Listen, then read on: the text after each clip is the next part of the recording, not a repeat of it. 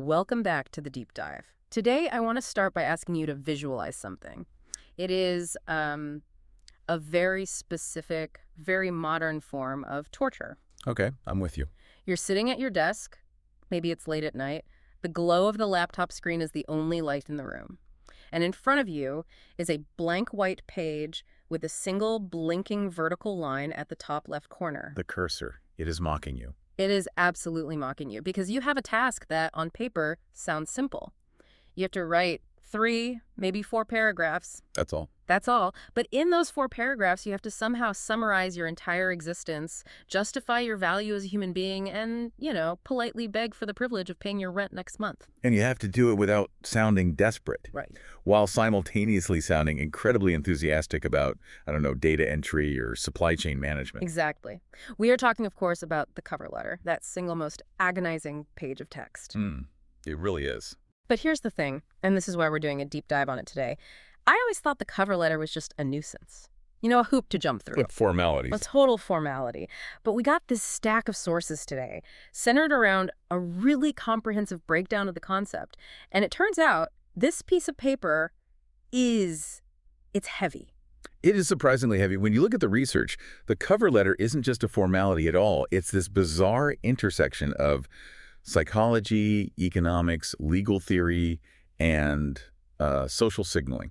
Right. It is a document that carries the weight of how we view labor, how we view ourselves, and how the economy sort of sorts winners from losers. We found sources that cover everything from the nitty-gritty formatting rules, like literally where the commas go to these deep psychological studies on what makes a letter good. Yeah. And then, and this is the part I really want to get into, we have this massive list of related concepts that connects the humble cover letter to things like bullshit jobs, mortgage loans, and even something called the banishment room. Which sounds like a fantasy novel trope, but is actually a very real and very bleak corporate practice. So here is the mission for today. We're going to move way beyond the how-to. If you're looking for a template to copy-paste, Google can help you. We want to understand the why. Why, in an age of algorithms, LinkedIn, easy apply buttons, and gig workers, are we still writing these formal letters of introduction? Right. What is the actual function of this document? Is it a pitch? Is it a legal inventory? Or is it, as some of the darker parts of our source list suggest, a mechanism for filtering out people who just aren't willing to suffer enough? We're going to decode the difference between your resume, your history, and your cover letter, your story. And we're going to explore the entire ecosystem of work that surrounds this letter, from the precariat to the post-work society. It's a journey from the first Dear Hiring Manager to the final Sincerely. So let's start with the basics. Let's look at the definition itself. Our source throws a few terms at us right out of the gate. We know it as the cover letter. Yeah, the standard American term. But the source also lists motivation letter, letter of motivation, and letter of introduction. And if you want to be very precise or perhaps a bit British about it, the covering letter. Covering letter always sounds like you're trying to hide something, like I'm covering up my lack of experience with this letter. It does have that connotation, doesn't it? Yeah. But the term motivation letter is actually, I think, the most revealing. Oh, so? Well, the source defines the document fundamentally as a letter of introduction attached to another document, usually a resume or a curriculum vitae. But motivation is the key. Because the resume doesn't show motivation. Exactly. Think about the distinction. The resume is a historical record. It's a list of facts. I worked at Company A from 2018 to 2020. I managed a budget of X dollars. Right. Those are cold, hard facts. They are the fossils of your career. Okay, so the resume is the museum exhibit, the dinosaur bones. Right. But the cover letter is the tour guide. It's the narrative. The source makes this distinction very clearly. It says the resume outlines the professional journey, but the cover letter allows the applicant to convey their personality, passion, and potential contributions. That's a powerful triad. Personality, passion, potential. It is, and it solves the data problem. You can't bullet point passion on a CV. No. If you write, I am very enthusiastic on a resume, it looks unprofessional. It looks like filler. It looks silly. It looks silly. But in a letter, you can use your voice. You can use sentence structure, tone, and energy to show that enthusiasm rather than just stating it. So the resume is the what, and the cover letter is the who and the why. Precisely. And the source uses a word that I think is critical here. It describes the letter as a pitch. It says it is a pitch describing one's interest in the position, skills, and relevant experience. Pitch changes the framing entirely. A resume feels like a form you fill out at the DMV. A pitch feels like you're on Shark Tank. It shifts the dynamic from administrative to commercial, doesn't it? You are not just submitting information, you're marketing a product. And that product is you. The product is you. You're trying to convince a buyer, the employer, that this product solves their specific problem. But here's where we have to flip the script. Because while we're writing these letters thinking, I need to pitch myself, I need to get hired, the source suggests the employer is doing something very different with them. This is the screening function. Yeah. And it is a bit cynical, but, it's undeniably true. The source notes that employers use these letters as a method of screening out applicants. Not screening them in, screening them out. Think about the economics of hiring. If I post a job for marketing coordinator, I might get 500 applications. Or more. Or more. I cannot interview 500 people. I can't even carefully read 500 resumes. I need a quick, brutal way to reduce that pile to maybe 50. So the cover letter is the machete you use to hack through the jungle of applicants. It is. The source explicitly says it filters out those who are not sufficiently interested or those who lack necessary basic skills. It's a filter for apathy. A filter for apathy. That is such a good phrase for it. It's a proof of life test.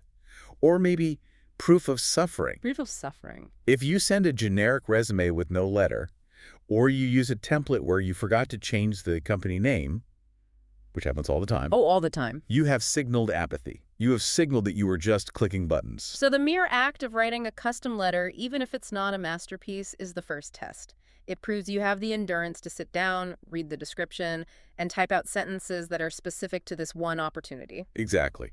The source mentions that employers look for individualized and thoughtfully written letters. If you do that, you have already beaten the people who just hit easy apply.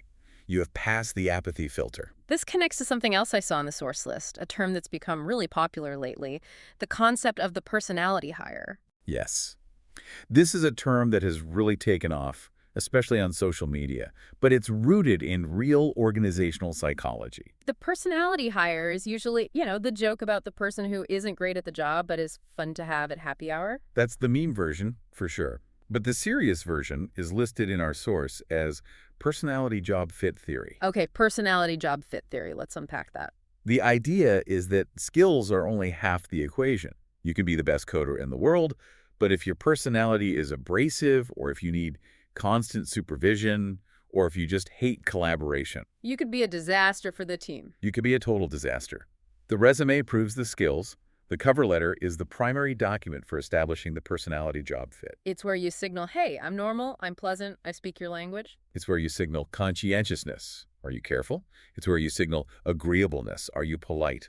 The employer is reading between the lines of your pitch to see if they actually want to spend 40 hours a week in an office with you. It's a vibe check. It's the ultimate vibe check. So we know what it is. It's a pitch, it's a filter, it's a vibe check. Now let's talk about the different flavors of this thing.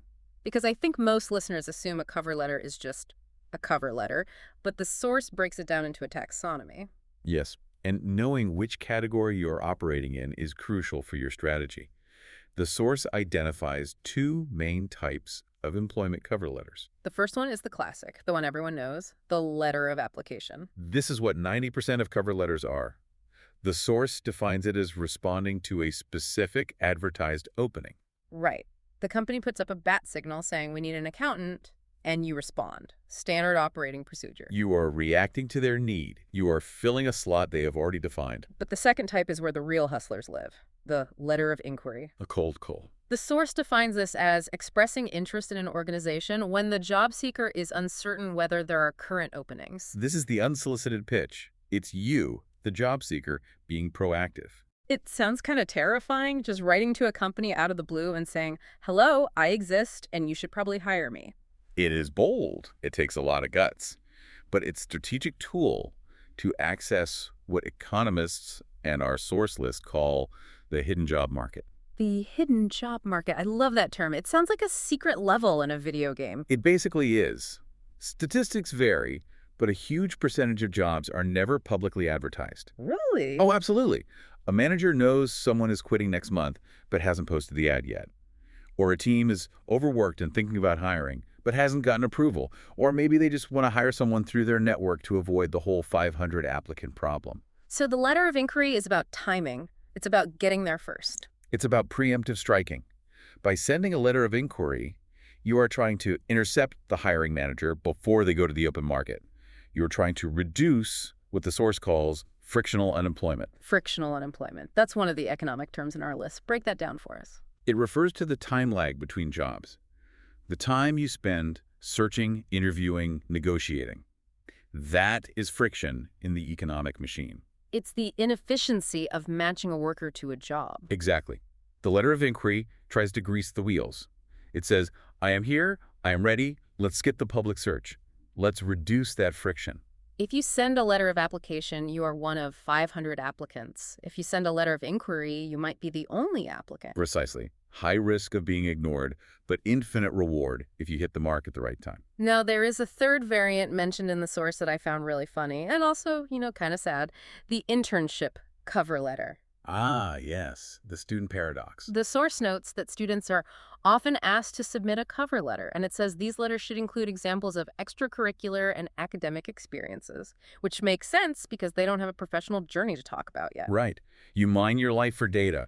I was the treasurer of the chess club. I organized the campus cleanup. You try to make that sound like project management experience. Sauce. Yes. But then the source says this. Despite this specific information, cover letters for internships should have a standard business letter format. That is the paradox. It's demanding that a 19-year-old who has likely never set foot in an office adopt the aesthetic and tone of a 45-year-old middle manager. It is a test of norms. It's what sociologists might call a test of cultural capital. The employer knows you don't have the experience. So what are they looking for? They want to see if you can perform the role. Can you wear the costume? Can you figure out the formal salutation? Can you structure a paragraph logically? Can you find the address and put it in the right place? It's mimicry. It is. It's a code-switching test. If you can write a standard business letter without ever having been in business, it proves you are observant and adaptable. It proves you can fit into the white-collar world, another term from our list, without needing your hand held. Wow. It's a test before the test. That's a great way to put it. So whether you're a student or a veteran, you have to write this thing. And the source actually cites studies on what makes a letter good. And I have to be honest, the first rule of the science of cover letters feels childish. You mean the hygiene rule? Yeah. The source says a good letter must be well punctuated and spelled and grammatically correct. It must be free of mistakes and typos. It sounds basic, doesn't it? Yeah. Like something your third-grade teacher would have on a poster. Is that really a scientific insight? Don't make typos. In the context of selection, yes. Because, again, go back to the screening out function. When an employer has a stack of 100 resumes, they are looking for reasons to say no. A typo is the easiest, most objective reason to reject someone. It's the brown M&M test that Van Halen used to do. Exactly. For those who don't know, they put in their contract that there should be no brown M&Ms in their dressing room. Not because they hated brown M&Ms. No, but if they saw a brown M&M, they knew the venue hadn't read the contract carefully. And if they missed that detail, what other, more important technical details did they miss? A typo is the brown M&M. If you have a typo in the document that is supposed to be your pitch, the one document you had infinite time to perfect, what are your emails to clients going to look like? Exactly. It signals a lack of conscientiousness, one of the big 5 personality traits.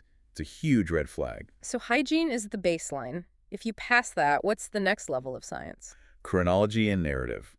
The source says you should use timelines to highlight chronological information. Now, I have always heard advice that says, don't just repeat your resume, but this suggests you should use the timeline. I'm a bit confused by that. You shouldn't repeat the data of the resume. You should interpret the timeline of the resume. Okay, explain that. A resume says, Job A from 2018-2020, then Job B from 2020-2022. A cover letter explains the transition. It builds the story. I mastered the skills at Job A, which made me realize I wanted to specialize in X, and that's what led me to seek out the opportunity to B where I could. It turns a list into a story. It provides the why. It provides the causal link. It explains the motivation behind the movement. That is what the human brain craves. We don't crave lists of data points. We crave narratives. And the third scientific pillar? Specificity. The source says the letter must be specific to the job being applied for, demonstrating some knowledge of the company and position.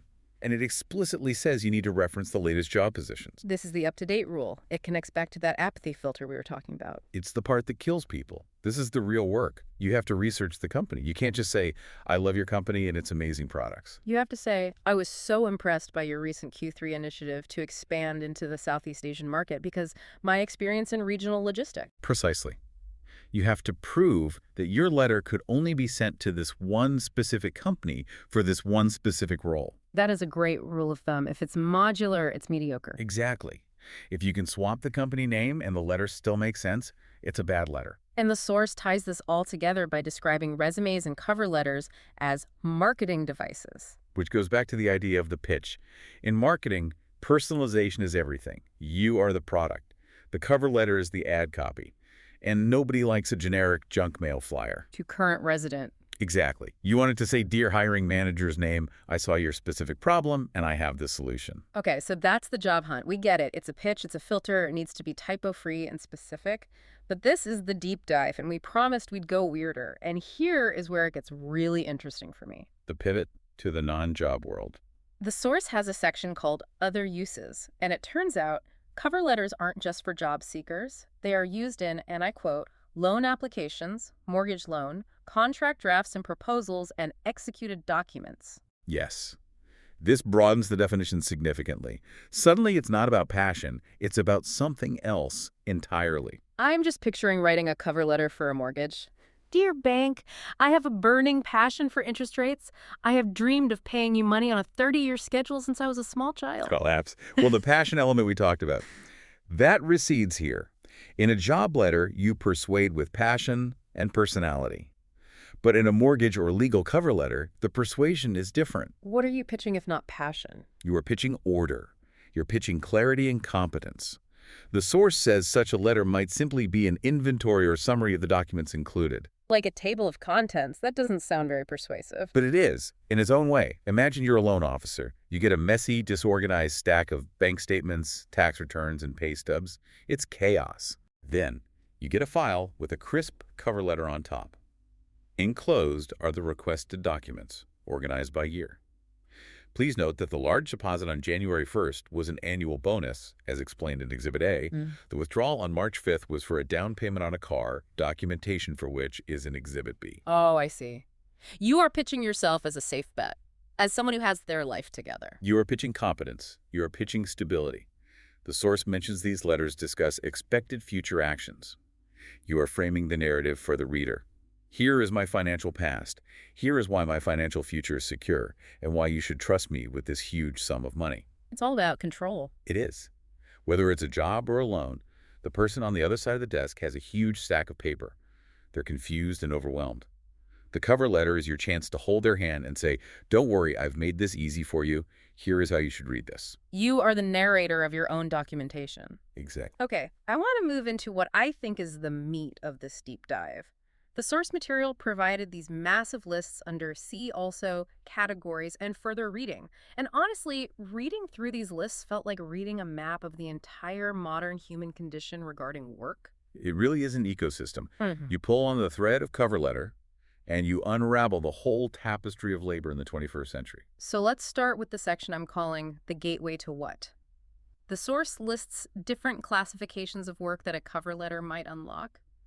We have the usual suspects, white collar, blue collar. The classics, office work versus manual labor. But then we have pink collar, gold collar, no collar. These terms are fascinating markers of how we value different types of labor, aren't they? Pink collar usually refers to care work, nursing, teaching, secretarial work fields historically dominated by women. And gold collar. That's a newer term for the ultra-skilled knowledge worker, the surgeon, the elite lawyer, the top-tier software architect. The people who probably don't need to write cover letters because the jobs come to them? Sometimes, yes. Or their cover letter is a referral from another high-status person. But the list also includes gig worker. Gig worker. Yeah. Now, does an Uber driver write a cover letter? Not in the traditional sense, no. You don't send a PDF to Uber headquarters. But think about the profile bio on a gig app like TaskRabbit or Upwork. I'm reliable, I have my own tools, 5-star rating, I respond quickly. That is a micro cover letter. It serves the exact same function. Introduction, pitch, persuasion. It's just compressed into 280 characters instead of a full page. So the impulse to market oneself has just atomized and spread into every crevice of the economy. It absolutely has. Which brings us to a term in the list that really stopped me in my tracks, the precariat. Yes, the precariat. This is a sociological term, right? It was popularized by Guy Standing. It's a portmanteau. Right, it combines proletariat with precarious. It sounds like a dinosaur. The precariat roaming the plains of the gig economy. It's much scarier than a dinosaur. It refers to a growing class of people who live with zero job security. They bounce from gig to gig, contract to contract, internship to internship. They have no benefits, no pension, no predictability. And for the precariat, the cover letter isn't a one-time thing you do when you graduate or want to switch jobs. No. For the precariat, the cover letter is a lifestyle. You are constantly pitching. You are constantly introducing yourself. You're constantly marketing. You are constantly begging for the next scrap of work. That sounds utterly exhausting. It is. It creates a state of permanent anxiety. The source lists the cover letter as a tool to overcome barriers to entry to permanent employment. For the precariat, that barrier is always there. The next gig is always just beyond the next pitch. So the cover letter becomes a document of survival. Absolutely. It's the tool you had to keep using just to stay afloat.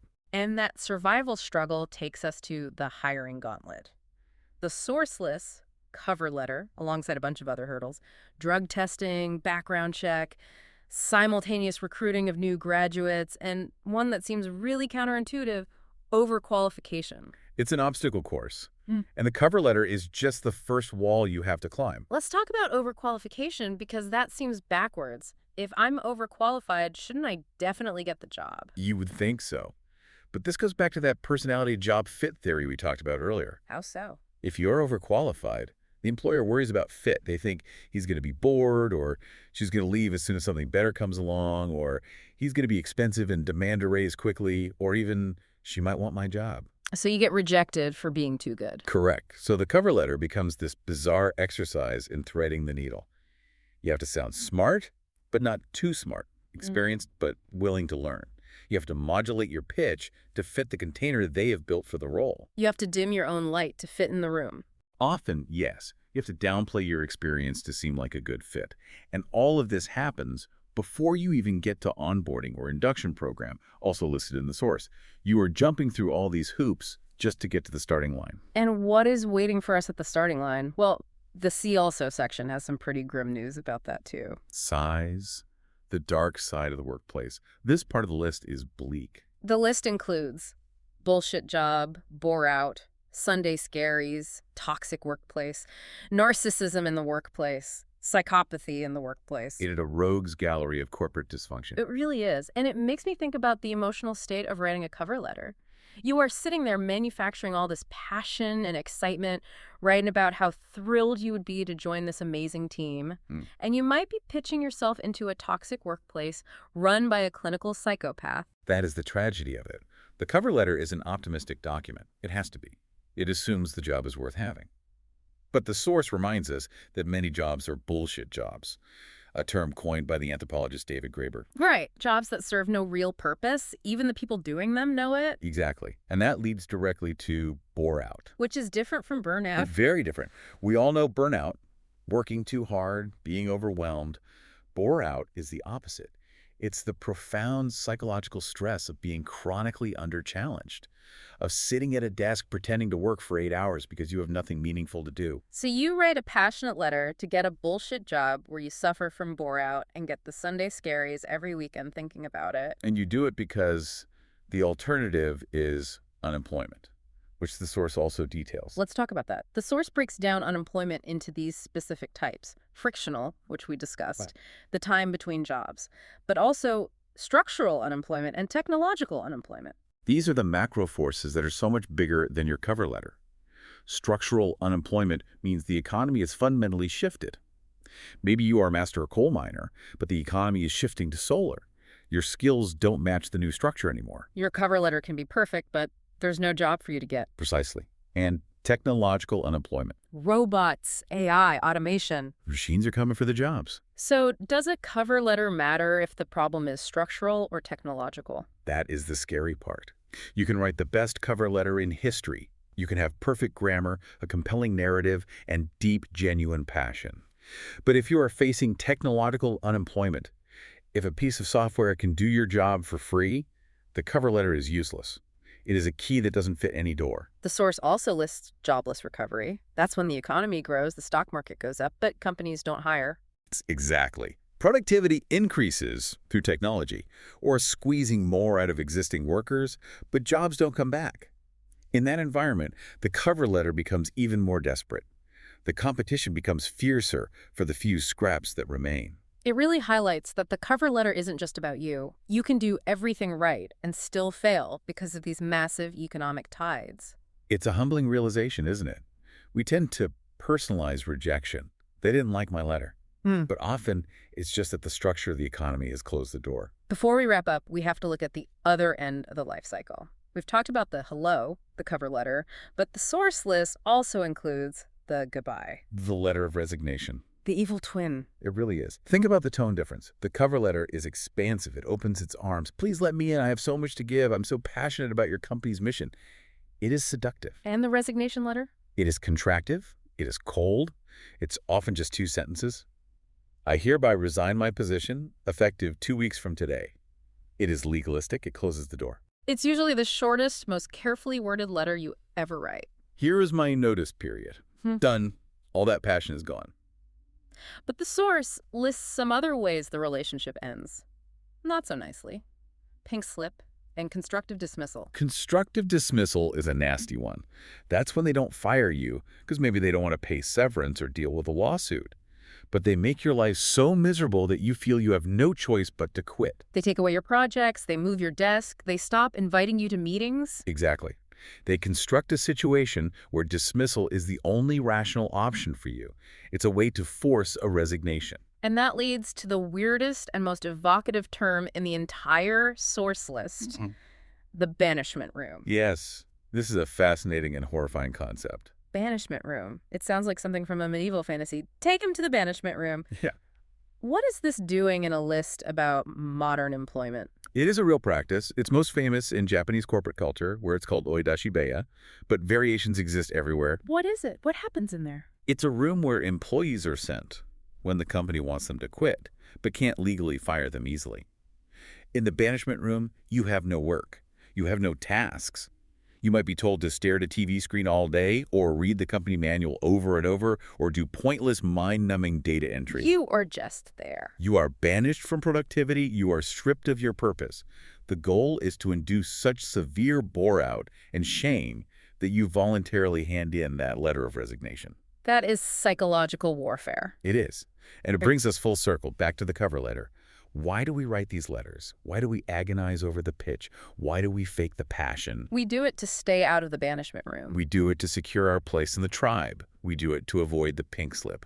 We do it to prove we are valuable, productive members of the white-collar or blue-collar world and not the cast-offs and the precariat. It puts the stakes in perspective. It's not just about getting a paycheck. It's about safety. It's about dignity. It's about not being banished. It is a document of survival.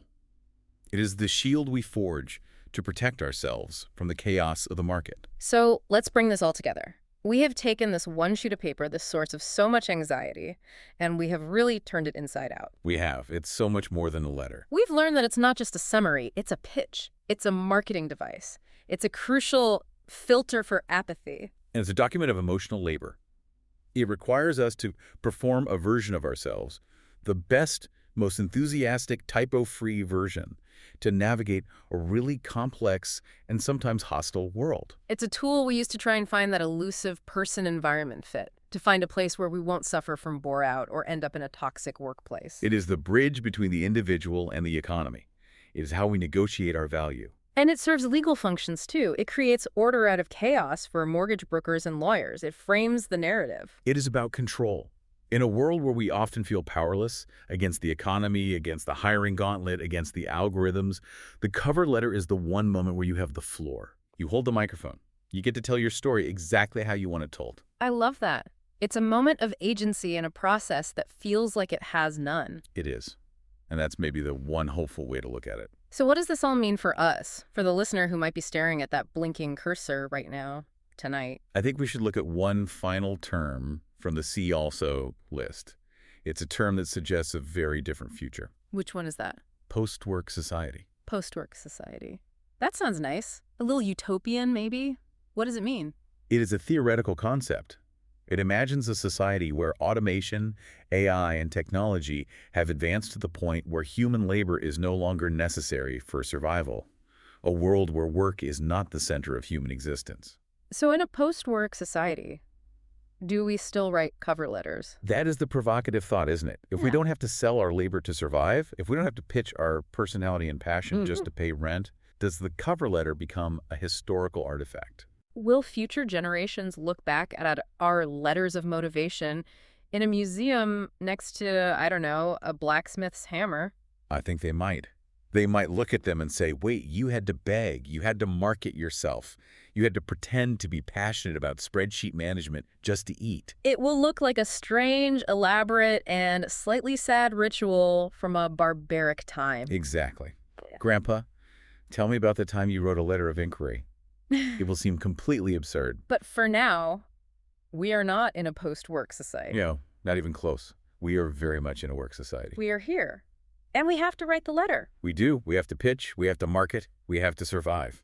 So, to our listeners, next time you are agonizing over that opening sentence, remember, you are engaging in a ritual of introduction, of persuasion, and of survival that millions of people are doing right along with you. You are not alone in the agony. And hey, seriously, check for typos. Please check for typos. Your conscientiousness score depends on it. And maybe think about your own personal protective equipment, metaphorically speaking, as you head out into that job market.